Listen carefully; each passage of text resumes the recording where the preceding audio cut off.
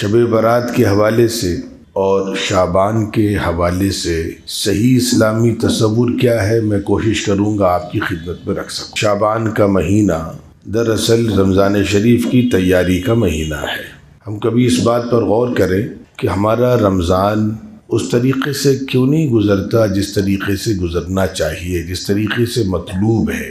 جو شب برات کے بعد میٹھے حلوے کا مسئلہ ہے، اس کا کوئی دین سے دور دور تک تعلق نہیں ہے۔ حلوہ سال بھر کھائیے منع نہیں ہے، لیکن کسی دن اس کا خاص کر لینا اور اس کو دین سمجھنا یہ بدعت ہے، یہ گناہ ہے۔ اللہ تعالیٰ اس سے ہماری حفاظت فرمائے۔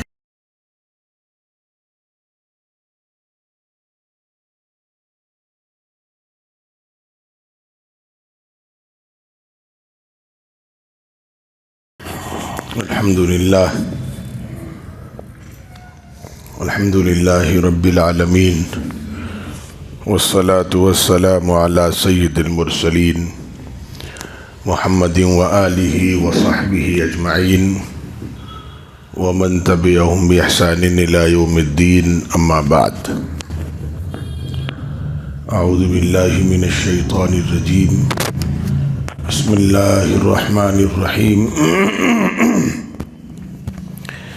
یا ایہا الذین آمنوا ادخلوا فی السلم کافہ ولا تتبعوا خطوات الشیطان انہ لکم عدو مبین، صدق اللہ العظیم۔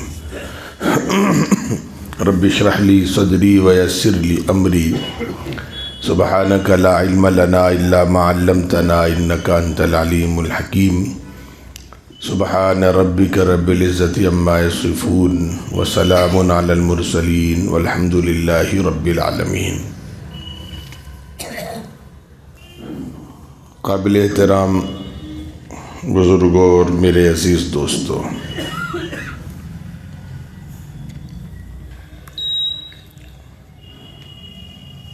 حضور پاک علیہ السلام نے اس دنیا سے جانے سے پہلے دین کامل طریقے سے اپنی امت کے سامنے پیش کر دیا تھا، اور جو بہت ساری نصیحتیں کی ہیں اس میں ایک نصیحت یہ بھی ہے کہ زندگی میں جب بھی کوئی مسئلہ آئے تو قرآن و سنت سے رجوع کر لینا۔ جو چیز قرآن و حدیث میں مل جائے گی وہ اسے دین کہہ لینا، اس پر عمل کر لینا، اور جو چیز قرآن و حدیث میں نہ ملے یا اس کے بعد حضرات صحابہ کی زندگی میں نہ ملے اس سے بچنے کی کوشش کرنا۔ ہمارے یہاں ایک بڑی پریشانی یہ ہوئی کہ بہت ساری وہ چیزیں جن کا دین سے کوئی تعلق نہیں ہے سماج میں دین کے نام سے بہت زیادہ مشہور ہو گئی ہیں۔ شعبان کا یہ مہینہ چل رہا ہے، آج ہی کے دن آنے والے جمعے کو امکان اس کا ہے کہ 15 شعبان ہوگی۔ جمعے سے پہلے جو رات ہوگی وہ 15 شعبان کی رات ہوگی، جس کا ہمارے یہاں ایک بڑا مشہور نام شب برات بھی ہے۔ شب برات کے حوالے سے اور شعبان کے حوالے سے صحیح اسلامی تصور کیا ہے، میں کوشش کروں گا آپ کی خدمت میں رکھ سکوں۔ جو چیزیں ہمارے یہاں بہت زیادہ داخل ہو گئی ہیں اس میں وہ چیزیں جن کا دین سے جس درجے میں تعلق ہے اس درجے میں رکھنے کی کوشش کروں گا، اور جس کا دین سے کوئی تعلق نہیں ہے اس کو بھی واضح کرنے کی کوشش کروں گا۔ پہلی چیز تو یہ ہے کہ شعبان کا مہینہ دراصل رمضان شریف کی تیاری کا مہینہ ہے۔ ہم کبھی اس بات پر غور کریں کہ ہمارا رمضان اس طریقے سے کیوں نہیں گزرتا جس طریقے سے گزرنا چاہیے، جس طریقے سے مطلوب ہے۔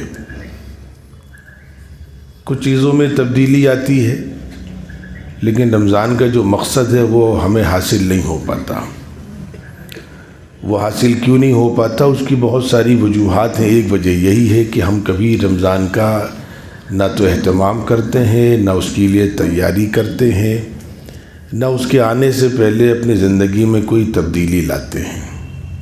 اس کی ایک مثال بالکل آسان سے انداز میں یوں سمجھیے کہ بارش جب ہوتی ہے تو ایک تو کسان وہ ہے جو بارش کے آنے سے پہلے اپنے کھیت کو تیار کر لیتا ہے، اس کو ہل چلاتا ہے، صفائی کرتا ہے، اس میں جو گھاس پھوس نکل آتی ہے اس کو کاٹ چھانٹ کر کے باہر پھینکتا ہے۔ اب بارش ہوتی ہے تو اس کی جو کھیتی ہے وہ لہلہا اٹھتی ہے، لیکن وہیں دوسرا شخص ہے جو اس انتظار میں کہ ٹھیک ہے کل تیاری کر لیں گے، پرسوں کر لیں گے، ابھی کر لیں گے، تبھی کر لیں گے، اور یہ سوچتے سوچتے بارش آ جاتی ہے اور وہ کچھ تیاری نہیں کر پاتا، تو پانی تو اس کے کھیت میں بھی برستا ہے، لیکن چونکہ اس نے اپنے کھیت پر کوئی محنت نہیں کی، اس وجہ سے اس بارش کے پانی سے اسے کوئی فائدہ نہیں ملتا۔ یہی معاملہ رمضان شریف کا ہے کہ رمضان شریف کے آنے سے پہلے ہم رمضان کی تیاری کر لیں تو انشاءاللہ العزیز رمضان کی ساری برکتیں ہم کو مل جائیں گی۔ اس مضمون پر بہت زیادہ لمبی گفتگو مجھے ابھی اس وقت نہیں کرنی ہے، لیکن خالی میں ایک ہر سال مشورہ دیتا ہوں، اس سال بھی مشورہ دے رہا ہوں کہ دنیا کے تقریباً اللہ کے نیک بندے جنہیں ہم علماء کہتے ہیں یا جنہیں ہم بزرگان دین کہتے ہیں یا جنہیں ہم اکابرین کہتے ہیں، آپ ان کے یہاں رمضان شریف میں ایک بار گھوم آئیے۔ اب تو ماشاءاللہ رمضان شریف کافی معتدل موسم میں آ گیا ہے، مارچ کا مہینہ بہت گرم نہیں ہوتا، اس میں پیاس کی شدت اتنی زیادہ نہیں ہوتی، گاڑیاں بھی آرام دہ ہیں آپ حضرات کے پاس۔ ایک بار جا کر کے دیکھیں وہ کرتے کیا ہیں۔ حضرت مولانا قاری صدیق صاحب رحمۃ اللہ علیہ، آپ نے ان کا نام سنا ہوگا، جن کو مولانا علیمی علیہ رحمہ اللہ کا ولی بلکہ زندہ ولی کہتے تھے، اور اس مسجد سے بھی مولانا کا بڑا گہرا تعلق رہا ہے۔ یہ دو وہ اللہ کے نیک بندے اور اپنے زمانے کے بزرگ ہیں جنہوں نے اس مسجد کی سنگ بنیاد میں حصہ لیا ہے۔ یہ چھوٹی سی مسجد تھی، جب یہاں کے ذمہ داروں نے یہ ارادہ کیا کہ اس کی توسیع کی جائے، آہستہ آہستہ مسلمانوں کی آبادی میں اضافہ ہو رہا ہے، تو فاؤنڈیشن جو رکھوائی گئی اس میں یہ دونوں اللہ کے نیک بندے موجود تھے، اور شاید بزرگوں کی برکت ہے کہ اللہ کا شکر ہے اس مسجد سے اللہ تعالیٰ بہت کام لے رہے ہیں۔ تو میں نے نام یوں ہی لے لیا، حضرت مولانا قاری صدیق صاحب رحمۃ اللہ علیہ، مولانا علیمی علیہ رحمۃ اللہ علیہ حضرات دنیا سے چلے گئے، لیکن ان کا جو وطن ہے، ان کی جو خانقاہ ہے، یا ان کا جو اصلاحی مقام ہے، وہاں کبھی جا کر کے دیکھیں وہاں رمضان شریف کی ترتیب کیا ہوتی ہے۔ اکثر علماء رمضان شریف میں زیادہ سفر نہیں کرتے، وہ یا تو عمرے پر تشریف لے جاتے ہیں یا اپنے مقام پر رہتے ہیں، اور پورے مہینے، اب میں جو کہنے جا رہا ہوں، پورے مہینے تدریس، تعلیم، اصلاح، تزکیہ، تربیت، عبادت، ریاضت، تلاوت، ذکر میں ہی گزرتا ہے۔ دنیا جہان سے خوش نصیب بندے وہاں پہنچتے ہیں، صبح درس حدیث ہے، ظہر بعد درس قرآن ہے، عصر بعد وظیفہ ہے، کچھ اذکار ہیں، کچھ اجتماعی دعا کا اہتمام ہے، پھر رات کو تراویح ہے، اور تراویح کے بعد پھر تہجد کی نماز ہے۔ تو پورا مہینہ اللہ کا شکر ہے جس پابندی سے گزارتے ہیں، تو اگر ہم وہاں جا کر کے تھوڑا سا دیدار کریں گے، زیارت کریں گے، دیکھیں گے، تو مجھے لگتا ہے کہ کچھ شوق پیدا ہوگا کہ نہیں ہم کو بھی رمضان ایسا گزارنا چاہیے۔ تو وہ لوگ رمضان کے پہلے ہی ساری تیاری کر لیتے ہیں، رمضان کیسے گزرنا ہے اس کی ترتیب پہلے ہی بنا لیتے ہیں۔ تو ایک تو گزارش آپ حضرات سے میری یہ ہے، اب موقع ملے گا تو اس مضمون کو ہم پھر لے لیں گے، لیکن فی الحال وقت میرے پاس کم ہے، 15-16 منٹ بچے ہیں، تو 15 شعبان کے حوالے سے چند باتیں آپ کی خدمت میں عرض کرتا ہوں۔ سب سے پہلی چیز تو یہ ہے کہ 15 شعبان کے حوالے سے ہمارے یہاں کچھ چیزیں مبالغے میں اور افراط و تفریط میں آ گئی ہیں، جن کا دین سے بہت زیادہ تعلق نہیں ہے۔ میں کوشش کروں گا، میں نے بھی نکلوایا ہے، تھوڑا سا آپ توجہ دیں۔ اس کی وجہ یہ ہے کہ چشمہ میں بھول گیا ہوں۔ ہمارے بزرگوں نے جو اس حوالے سے متفقہ جو مضمون ترتیب دیا ہے اس کی کیا شکل ہے، اس کو پڑھ لیتے ہیں انشاءاللہ، پھر بعد میں اس کی وضاحت کر لیں گے تاکہ بات سمجھ میں آ جائے۔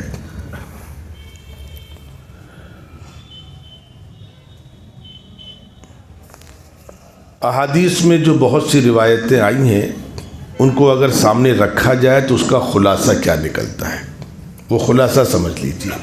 15 شعبان کے حوالے سے ہمیں کیا کرنا چاہیے، اس کا خلاصہ آپ کی خدمت میں رکھ رہے ہیں۔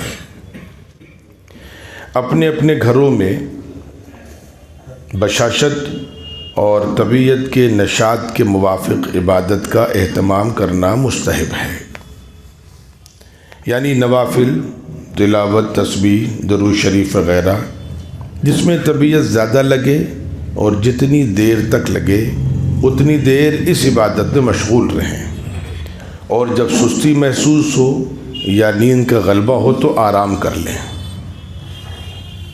پوری رات جاگ کر گزارنے کا اہتمام ضروری نہیں ہے۔ لوگ سمجھ رہے ہیں کہ ہمارے یہاں جاگرن ہے، بڑی پریشانی یہ ہے، رت جگہ ہے۔ رات جاگنا کوئی عبادت نہیں ہے۔ رات میں اللہ کو یاد کرنا، تلاوت، تسبیح، جب تک آپ کا دل لگے تب تک کریں، طبیعت پر بوجھ نہ آنے پائے، وہ عبادت کا اہتمام کر سکتے ہیں۔ اور عبادت یا تقریر و بیان کے التزام کی خاطر اس رات میں مساجد وغیرہ میں جمع ہونا خلاف سنت ہے، یعنی اس رات میں اس وجہ سے کوئی مسجد میں اہتمام کیا جائے کہ سب لوگ جمع ہو کر عبادت کریں گے، اس کا ثبوت نہیں ہے۔ تنہا اپنے اپنے گھر میں ہمیں جتنی آسانی سے موقع ملے اتنی عبادت کر لیں بس۔ یہ کہ اعلان کرانا، دعوت کرنا، چائے کا اہتمام کرانا، لوگوں کو جمع کرنا، کسی عالم کو بلانا، اس سے باضابطہ اس نیت سے بیان کرنا یا کروانا کہ آج کی رات ایسا ہوتا تھا، یہ غلط ہے۔ بیان تو ٹھیک ہو سکتا ہے لیکن اس کو جوڑنا وہاں سے کہ حضور معاذ اللہ ایسا کرتے تھے، یہ غلط ہے۔ اس رات کی عبادتوں میں اگر کچھ چیزیں ملتی ہیں تو اتنی آپ تنہا اپنے گھر میں جتنی عبادت کر سکتے ہیں اتنی کریں بس۔ اجتماعی طور پر کوئی عبادت ثابت نہیں ہے۔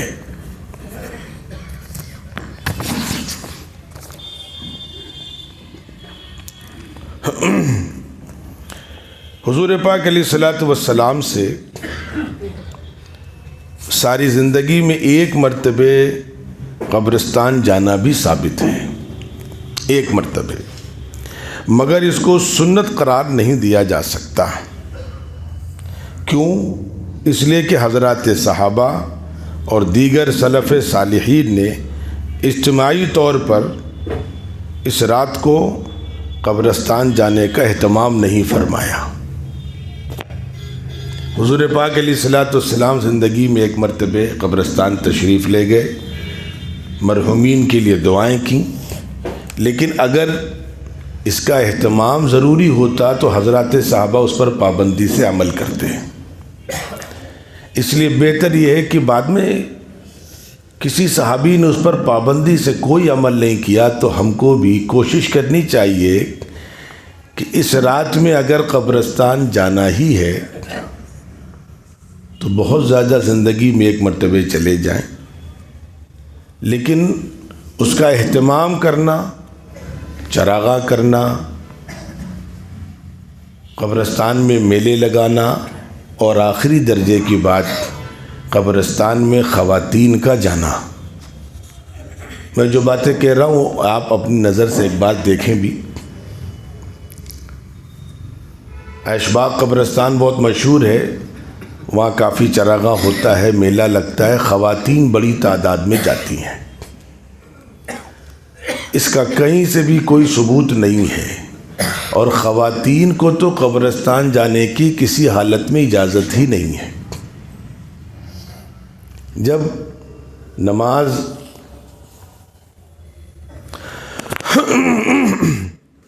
نماز کے لیے خواتین کو مسجد جانے سے یوں سمجھیے کہ باجماعت نماز کا اہتمام ان سے ختم کر دیا گیا تو قبرستان جانے کی کیا ضرورت ہے؟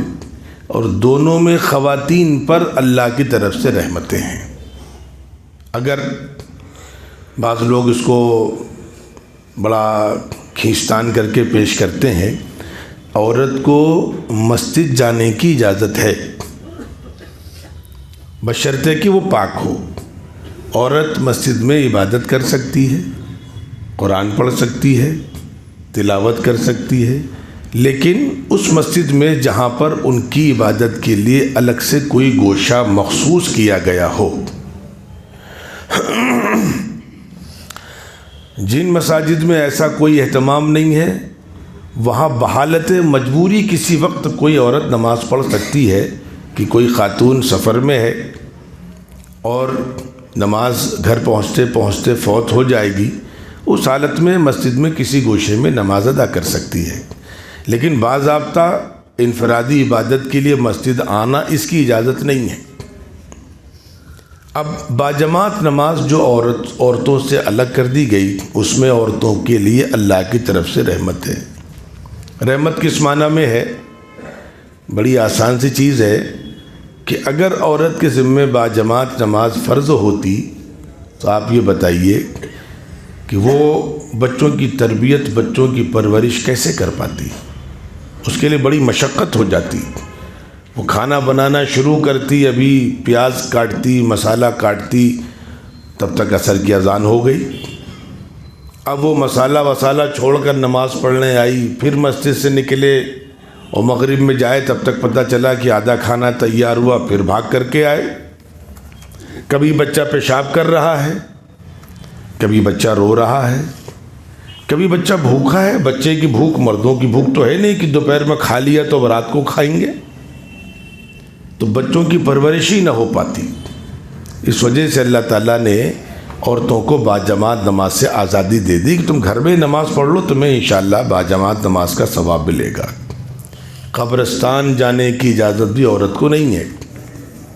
ادھر سے گزرنا ہے تو گزر جائیں، یا کبھی اگر کسی خاص تقاضے کے تحت، کسی شرعی مجبوری کے تحت گئی ہیں، جتنی جلدی ہو سکے وہاں سے واپس آ جائیں۔ اس میں بھی اللہ کی طرف سے رحمتیں ہیں۔ آپ حضرات قبرستان جاتے ہیں، آپ حضرات عموماً دیکھتے ہیں کہ کوئی قبر کھلی ہوئی ہے، کوئی قبر دھسی ہوئی ہے، کہیں ڈھانچہ نظر آ رہا ہے، کسی قبر سے جانور نکل رہے ہیں، کہیں سانپ دکھ رہا ہے، کہیں بچھو دکھ رہا ہے۔ عورتیں ذرا سا نرم دل ہوتی ہیں، ان کے مزاج میں، ان کی طبیعت میں اللہ نے نرمی رکھی ہے۔ وہ کاکروچ کو دیکھ کر تو ڈر جاتی ہیں، اور اگر خدا نہ خواستہ ان کو قبرستان بھیج دیا جائے اور قبرستان کا یہ منظر دیکھیں وہ، اور اگر مردوں ہی کی طرح کہیں ان پر بھی اپنی مردوں کو قبرستان تک پہنچانا اور وہاں دفن کرنا ان پر واجب کر دیا جائے، تو آپ کیا سمجھتے ہیں کہ بہت سی عورتوں کی وہیں دوسری قبر بن جائے گی۔ ایک شخص اپنے کسی عزیز کو، دادا کو لے کر کے جا رہا ہے، دادی کو لے کر کے جا رہا ہے، کوئی اور کسی کو لے کر کے جا رہا ہے، لیکن اللہ کا شکر ہے کہ مردوں کو اللہ نے حوصلہ دیا ہے، مضبوطی دی ہے، ہمت دی ہے، وہ اپنے غم کو قابو کر لیتے ہیں، برداشت کر لیتے ہیں۔ لیکن عورتیں اکثر و بیشتر دیکھا ہوگا کہ اگر ان کے کسی قریبی عزیز کا انتقال ہو گیا تو بے ہوش ہو جاتی ہیں، برداشت نہیں کر پاتی۔ اگر ان پر بھی لازم کر دیا جائے تو آپ تصور کریے، قبر میں اترنا، اپنے ہاتھوں سے اپنے عزیز کو قبر میں اتارنا، یہ کوئی آسان مرحلہ نہیں ہوتا ہے، بڑا آزمائشی مرحلہ ہوتا ہے۔ اور جو لوگ اس دور سے گزرتے ہیں وہ جانتے ہیں کہ رو بھی رہے ہیں، آنسو زار و قطار نکل رہے ہیں، لیکن خدا کا حکم ہے تو اس عمل کو بھی پورا کر رہے ہیں۔ اگر اس عمل میں عورتوں کی بھی شمولیت کر دی جاتی ہے تو وہیں دوسری قبر بنانی پڑتی ہے، وہ قبر میں اترنے کے بعد واپس ہی نہ آ پاتی۔ یہ اللہ کا احسان رہا، اسی لیے ان سے باجماعت نمازیں بھی اللہ نے ختم کر دیں، اور قبرستان کا نظام بھی اللہ نے ان سے الگ کر دیا کہ تمہیں وہاں جانے کی ضرورت نہیں ہے۔ پھر سب سے بڑی چیز یہ ہے کہ جب اپنے شوہر کے جنازے میں جانے کی اجازت نہیں ہے، جس سے زیادہ شرعی طور پر، اخلاقی طور پر، سماجی طور پر اس کا کوئی قریبی نہیں ہے، اس سے بڑا کوئی محرم اس کے لیے نہیں ہے، تو جب شوہر کے جنازے میں جانے کی اجازت نہیں ہے تو وہاں پر اور بھی بہت ساری قبریں ہیں، تو وہاں پر جانے کی ضرورت کیا ہے؟ مزید آپ حضرات سے میں بار بار اسی لیے کہتا ہوں کہ میری باتیں آپ ذرا ان کی تھوڑا تفتیش بھی کر لیا کریں، ایک روز چلے جائیں اور جا کر کے دیکھیں وہاں کہ وہاں جو بھیڑ ہوتی، جو میلہ ہوتا ہے، جو دکانیں لگتی وہاں پر، اور اس میں اللہ تعالیٰ حفاظت فرمائے بہت سے نوجوان بچے بھی وہاں اس میلے میں گناہ کی نیت سے شامل ہوتے ہیں، تو وہاں بجائے کہ کچھ ہمارے مرنے والے کو کچھ ثواب جائے، مزید ہو سکتا ہو ہمارے حصے میں گناہ آ جائے، اس لیے کوشش کرنی چاہیے کہ وہاں شب برات میں 15ویں شعبان و قبرستان جانے سے بچنا چاہیے۔ بس وہی میں نے ایک بات شروع میں کہی، بہت زیادہ جانا ہے زندگی میں ایک بار چلے جائیں، لیکن اس کا بھی اہتمام نہ کریں، اس کو سنت نہ سمجھیں۔ مزید جو لوگ مساجد میں اجتماعی عبادت کے لیے مصر ہوتے ہیں، اس کے سلسلے میں لکھا ہے کہ حضور پاک علیہ الصلوۃ والسلام نے ساری عبادتیں اگر کچھ کی بھی ہیں تو گھر میں کی ہیں، اور ان کا گھر اور مسجد ملا ہوا ہے۔ آپ نے اتنا خیال کیا کہ اس رات میں اگر آپ چاہتے تو دروازے سے نکلتے تو مسجد تھی، وہاں کوئی مسجد فاصلہ تھوڑی تھا، اس کے باوجود آپ نے مسجد میں عبادت نہیں کی، گھر میں عبادت کری۔ گھر کیا ان کا حجرہ ہے، کمرہ ہے بس۔ اس وجہ سے مسجد میں جو لوگ کوئی اہتمام کرتے ہیں ان کو نہیں کرنا چاہیے۔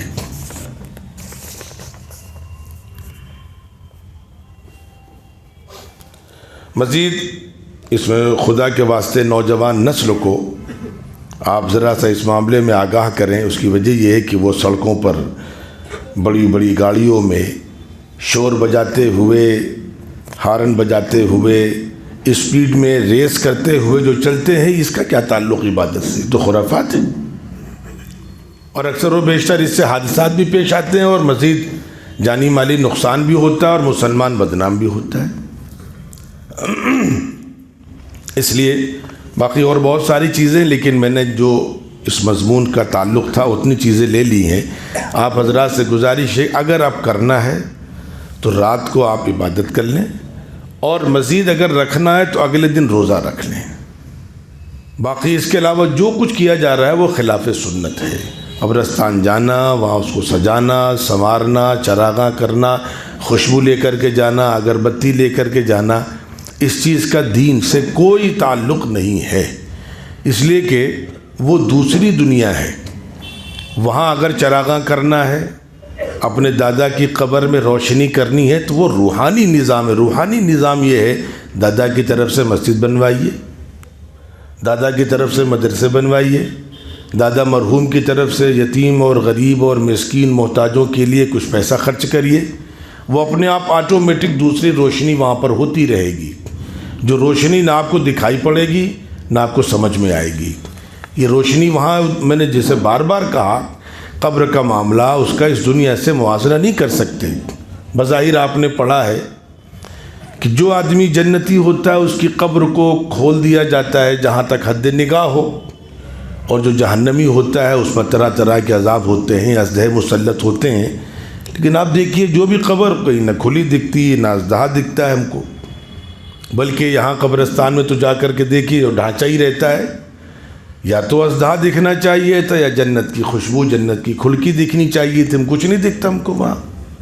بلکہ یہاں تو پرانا قبرستان جو تھا سوسائٹی کا، وہ تو سال 1.5 سال میں بھر جاتا تھا، تو وہاں بڑی پریشانی ہوتی تھی۔ کبھی 20-50 سال ہو گئے قبرستان جاتے ہوئے، نہ کھلکی دکھی نہ ازدہا دکھا۔ الگ بات کبھی کوئی جانور دکھ گیا تو پتہ چلا وہ دوسری دنیا ہے۔ اس لیے کہ بہت سے لوگ وہ ہیں جو ہوائی جہاز میں ان کا انتقال ہو جاتا ہے، سمندر میں ڈوب کے مر جاتے ہیں، فسادات میں مر جاتے ہیں، آگ میں جل کر مر جاتے ہیں، ان بیچاروں کی جو قبر ہی نہیں بنتی، تو کیا ان کا کیا ہوگا؟ وہ سب روحانی نظام ہے۔ اس کو اگر ایک مثال سے سمجھنا چاہیں بآسانی، کہ بظاہر آپ کو لگتا ہے ایک شخص لیٹا ہوا ہے، لیکن اس کی 2 شکلیں ہیں، ایک شکل میرے عزیزو یہ ہے، گھر میں آپ دیکھتے ہیں کبھی کبھی کہ آپ لیٹے ہوئے ہیں، آپ کچھ خواب دیکھ رہے ہیں، اور خواب میں آپ کو کوئی دوڑا رہا ہے، اور آپ شیر دوڑا رہا ہے، یا آگ لگ گئی ہے، یا کچھ غنڈے ہیں، کچھ ڈاکو ہیں جو آپ کو دوڑا رہے ہیں، اور آپ بھاگ رہے ہیں۔ آپ سو رہے ہیں، بغل میں بھائی سو رہا ہے، ادھر ابا سو رہے ہیں، چچا سو رہے ہیں، سب لوگ سو رہے ہیں، اور آپ دوڑ رہے ہیں۔ پتہ چلا ایک دم سے آپ چیختے ہیں تو گھر والے اٹھ جاتے ہیں، کیا ہوا؟ تو آپ کی سانس بہت تیز چل رہی ہوتی ہے۔ یہ سانس کیوں تیز چل رہی ہے؟ یہ سانس تب تیز چلتی جب آپ دوڑتے ہیں۔ اس وقت تو آپ دوڑے نہیں، لیکن پھر بھی بہت تیز سانس چلتی ہے۔ ایسا کیوں ہے بھائی؟ تو پتہ چلا کہ بظاہر ہم کو تو دکھ رہا تھا کہ آپ آرام سے سو رہے ہیں، لیکن روحانی طور پر آپ ایک بڑی تکلیف دہ صورت سے گزر رہے تھے، اور آپ روحانی طور پر اس تکلیف کو محسوس بھی کر رہے تھے۔ اس وجہ سے آپ کی دل کی دھڑکنیں، آپ کا بی پی بہت زیادہ بڑا ہوا اس وقت۔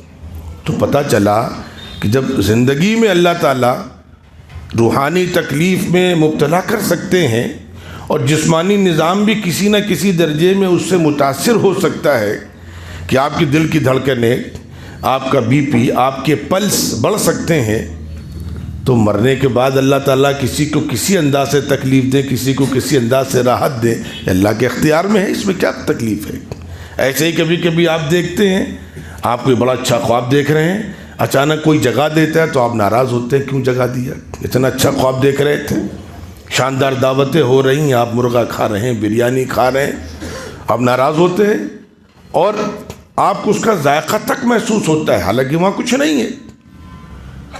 تو اللہ تعالیٰ روحانی طور پر آپ کو تکلیف میں بھی مبتلا کر سکتے ہیں، آپ کو راحت میں بھی مبتلا کر سکتے ہیں۔ تو اگر ہم یہ چاہتے ہیں کہ ہمارے مرحومین کو مرنے کے بعد ان کو تکلیف نہ ہو، ان کی قبروں میں نور رہے، روشنی رہے، اللہ کی رحمتیں رہیں، تو اس کا دوسرا راستہ جو میں نے بتلایا۔ باقی اس دن جو شب برات کے بعد میٹھے حلوے کا مسئلہ ہے، اس کا کوئی دین سے دور دور تک تعلق نہیں ہے۔ حلوہ سال بھر کھائیے، منع نہیں ہے، لیکن کسی دن اس کا خاص کر لینا اور اس کو دین سمجھنا، یہ بدعت ہے، یہ گناہ ہے۔ اللہ تعالیٰ اس سے ہماری حفاظت فرمائے۔